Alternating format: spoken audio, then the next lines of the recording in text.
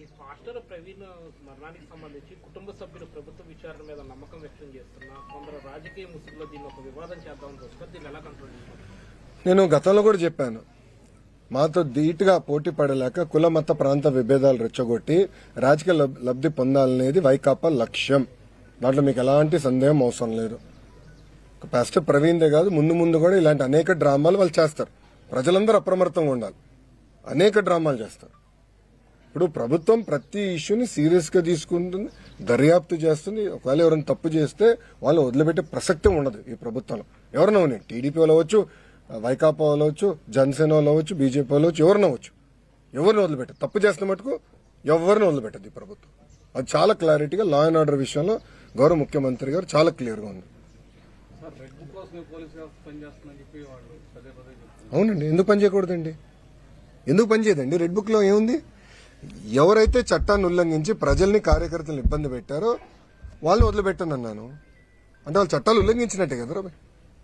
చట్టాలు ఉల్లంఘించిన వాళ్ళపైన యాక్షన్ తీసుకున్నాం. అదే రెడ్ బుక్. యాక్షన్ తీసుకుంటాం, దాంట్లో ఎలాంటి డౌట్ లేదు. ఇది రాజారెడ్డి రాజ్యాంగం కాదండి. గేట్లకి తాళు కడతాం, ఏం తప్పు చేయనోడి పైన దొంగ కేసులు పెడతాం.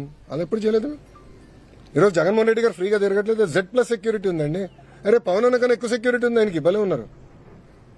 పవన్ అన్న కన్నా ఎక్కువ సెక్యూరిటీ ఆయనకు ఉంది. పవన్ అన్న classification Z category, Jaganmohan Reddy గారికి Z+. ప్రభుత్వమే బుల్లెట్ ప్రూఫ్ వాహనం ఇచ్చి, ఆయన ఆంధ్ర రాష్ట్రంలో ఎక్కడ తిరిగినా ప్రభుత్వమే బుల్లెట్ ప్రూఫ్ వాహనం ఇచ్చి వెళ్ళిస్తుంది. ఏనాడు ఆయన గేటుకి మేము తాడు కట్టలేదే. ఏనాడు ఆయన చేయాల్సిన కార్యక్రమానికి మేము అడ్డుపడలేదే. పర్మిషన్ ఇవ్వడం మేము పోలేదే. ప్రభుత్వం చాలా క్లియర్. ప్రజాస్వామ్యంలో ఆయన చెప్పాల్సిన చెప్పుకోనండి. దాన్ని ఎట్లా తిప్పుకొట్టాలో మాకు తెలుసు.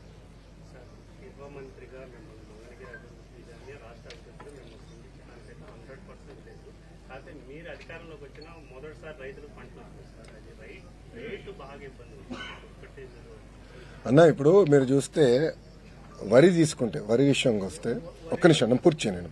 వరి విషయం తీసుకుంటే గత ప్రభుత్వం పెట్టిన బకాయిలన్నీ చెల్లించాము. మన ప్రభుత్వం కొనుగోలు చేసినంత డబ్బులు ఇచ్చేస్తాం జరిగింది.